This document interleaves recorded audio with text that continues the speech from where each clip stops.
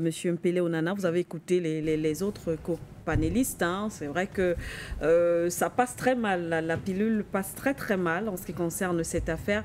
Et tout à l'heure, justement, j'annonçais cette question, après avoir écouté les uns et les autres, les récits de maître Corinne Ailé tout à l'heure, on se demande est-ce que où est la légitimité pour le bourreau qui écrit notre histoire? Est-ce qu'on ne doit pas prendre cette affaire un peu plus au sérieux? C'est-à-dire que est-ce que l'État du Cameroun ne devrait pas réellement prendre cette affaire un peu plus au sérieux lorsqu'on sait ce que représente l'histoire d'un pays tout de même? Eh bien, je comprends déjà l'intervention de Maître Ailé, parce que c'est révoltant. On ne peut pas l'ignorer. Oui. C'est pas parce qu'on est militant du RDPC qu'on va ignorer d'où nous venons. Oui. Et nous l'avons d'ailleurs reconnu tout à l'heure. C'est outrageant, ça fait mal. Oui. La manière dont nous avons subi la colonisation et les séquelles sont encore là. Je comprends aussi que c'est une femme qui s'exprime. Et vous savez que lorsque la femme parle, c'est avec le cœur. Non, elle y met davantage du cœur. Vous n'allez pas mettre le cœur. Pourquoi je dis que... Pourquoi je dis parce que si un homme de droit... Tout simplement, quand même. Écoutez, vous avez parlé pendant près de 10 minutes, hein, M. Guépi.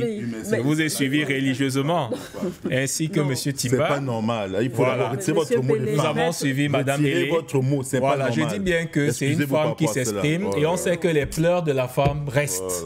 Vous comprenez? L'homme est un peu plus émotionnellement et un peu plus solide. Vous comprenez? Les pleurs de la femme restent. C'est une femme qui l'a dit. On sort du sujet et quand on débat de ce qu'il a dit. C'est la stratégie RDPC. Suivez, monsieur. Non, oui, nous sommes habitués. Est-ce que je peux m'exprimer? Soyez élégant. C'est ça. Ok. Donc, c'est pas parce que c'est une femme qui le dit avec tout le cœur que ça change ce que c'est. C'est la vérité. C'est tout ce qu'elle a dit. Là où je ne suis pas en désaccord, mais pas trop d'accord avec elle, c'est le risque de laisser nourrir un sentiment anti-français au sein de nos sociétés qui sont aujourd'hui des sociétés plurielles. C'est déjà le cas, monsieur. Mais si c'est écoutez, le mal. C'est déjà le cas. Non, il y a le mal à cela. Moi, je vous parle, j'ai une parenté française. Vous comprenez? Mon beau-père a épousé une Française. Bon, c'est ça. Vous comprenez? Il est aujourd'hui un Français. Écoutez, il est aujourd'hui un Français. Alors, ce genre de message a le risque, je ne veux pas limiter à ma personne, vous comprenez? Je ne veux pas limiter à la personne, oui, parce qu'elle a pris le cas de M. Macron en disant il est le petit-fils des coupables. Et il doit s'excuser au nom de son arrière-grand-père. L'administration française. Écoutez, l'individu français ne nous intéresse pas. Voilà. Ça, il faut le rappeler. Non, elle a cité le président Macron qui répond au nom de ses aïeux, qui sont les auteurs de ces crimes-là. Nous disons donc qu'il faut aller avec beaucoup de mesures.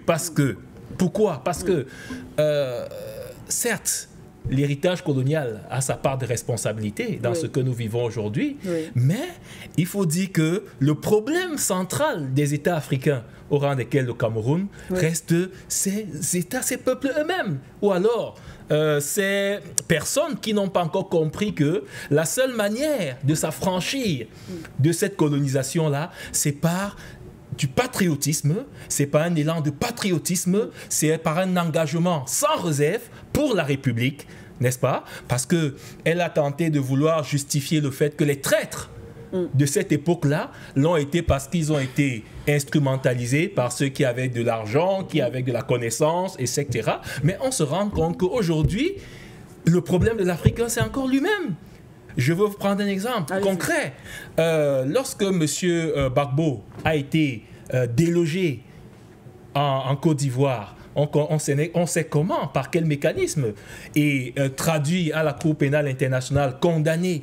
Vous savez combien d'États, de chefs d'État, d'anciens collègues de ce monsieur ont cherché à avoir ses contacts, se sont révoltés contre cette manière de faire, cette atteinte à la dignité et à la souveraineté africaine. Ils n'ont pas été nombreux. Mais M. Gbagbo vous dira que le président Paul Biya était celui qui l'appelait tous les jours pour avoir connaissance de l'évolution de sa situation, pour lui apporter un soutien multiforme. Il a d'ailleurs remercié à plusieurs reprises.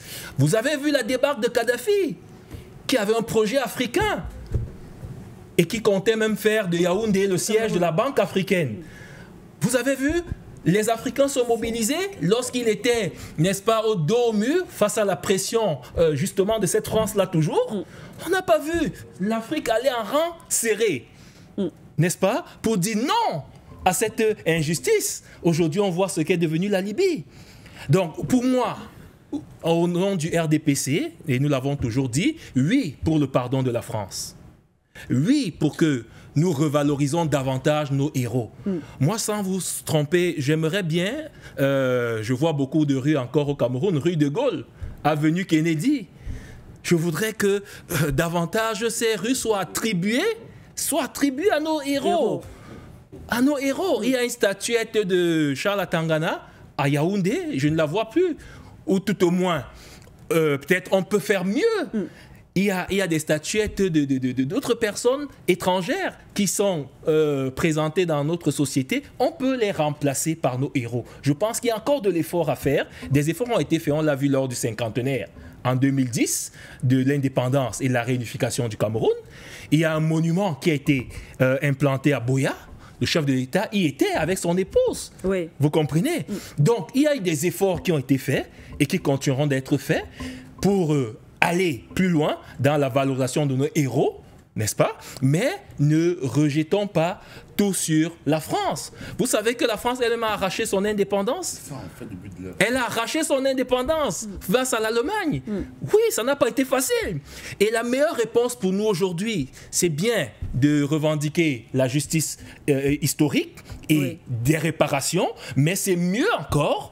Au moment où nous le revendiquons, c'est bien. Nous attendons le pardon de nos bourreaux ainsi que les réparations dont Maître Elie a fait allusion. Mais la meilleure réponse serait de nous émanciper et de montrer à ces gens-là que vous nous avez trompés hier, mais on ne trompe pas quelqu'un définitivement.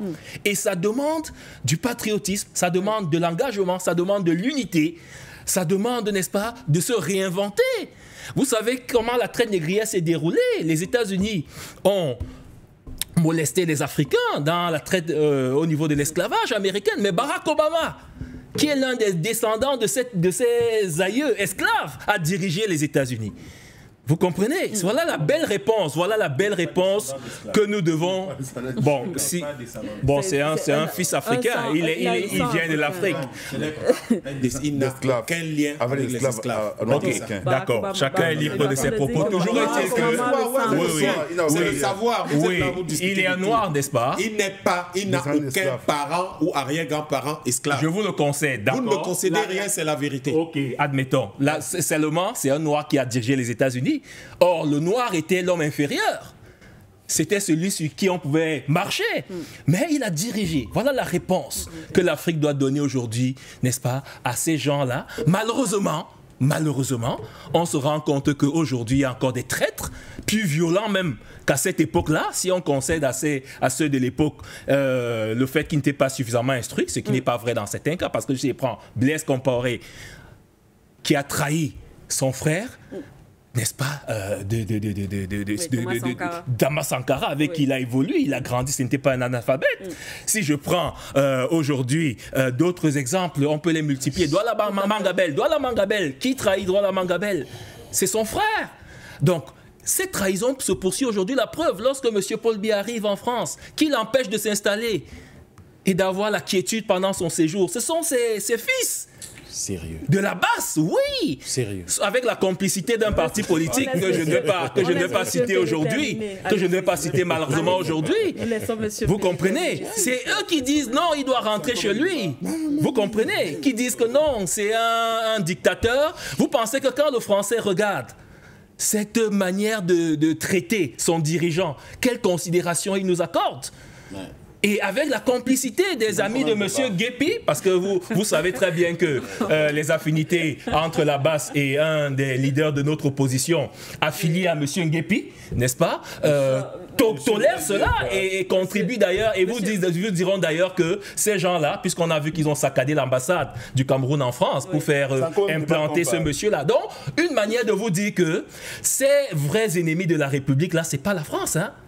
On a parlé de la corruption en mise de bouche de ce débat. Ce n'est pas les Français qui torturent leurs frères au quotidien en transformant les services publics en comptoir. Ce n'est pas les Français. Donc tant que nous n'allons pas considérer qu'il y a un réveil national qui doit être porté par un engagement patriotique qui transcende les frontières politiques, ethniques, n'est-ce pas, et de race, nous allons aller loin. La force aujourd'hui des États-Unis, c'est justement cette pluralité qui leur permet aujourd'hui d'accueillir de toutes les parties du monde des savoirs, des cerveaux qui travaillent à la transformation de la société américaine. Donc, le risque de ce discours, et je vais le réitérer pour sortir, c'est de laisser croire, n'est-ce pas, que c'est en allant justement à l'assaut du peuple français ou alors en estimant que l'homme blanc, n'est-ce pas, est aujourd'hui la menace qu'il faille brandir. Ça peut être mal interprété par ceux qui nous écoutent. Ça serait très dangereux parce que nous avons notre destin en main et nous devons plus que jamais, vous parlez d'indépendance monétaire, elle ne se fera jamais avec un seul pays. Pourquoi? C'est des pays qui doivent se mettre en accord. Pourquoi? Écoutez, on a des pays africains vous avez vu, s'il vous plaît, écoutez. Je ne pensais pas. D'accord de qui? Vous aurez la parole. On permet à M. Pelé de terminer. Voilà, donc pour chuter définitivement... tu racontes quoi là? Écoutez. Permettez à M. Pelé de terminer. On est à la fin de l'émission. Voilà, donc nous avons un pays à construire. Bien sûr. Et nous devons travailler à la construction de ce pays-là sans rancune, mais avec la force du patriotisme, avec l'amour de ce pays. Vous savez comment les Français se classent dans toutes les catégories sociales ou même dans justement les différentes configurations, que ce soit en termes militaires, en termes économiques, en termes culturels. La France vous dit, actuellement, elle est la 5e puissance du monde. Mais lorsque vous allez entendre un Français, il va vous dire la France est première puissance économique du monde après l'Angleterre. Vous comprenez? Elle se place en première position. Mais regardez le combat que nous menons aujourd'hui au RDPC pour l'émancipation et le développement du Cameroun. C'est d'abord vis-à-vis de nos frères. C'est eux qui vont vous noircir le Cameroun, qui vont dire comment le président Paul Biya, qui a demandé à Macron, n'est-ce pas, lors d'une des descentes officielles, de venir déloger le président Paul Biya parce qu'il tue ses compatriotes dans le nord-ouest et sud-ouest, ce qui est faux. C'est quand même débat. Ce qui est faux, c'est bien, monsieur, l'un des militants d'un parti de l'opposition que je ne citerai pas ici. Donc, tant que nous n'allons pas considérer que le Cameroun d'abord et travailler ensemble pour l'émancipation, le développement de ce pays-là, et donc répondre à ceux qui nous ont maltraités hier et nous ont trompés, car nous avons évolué. Nous nous sommes assagis. Nous allons passer malheureusement le temps à pleurer, ce qui n'est pas la solution. Merci.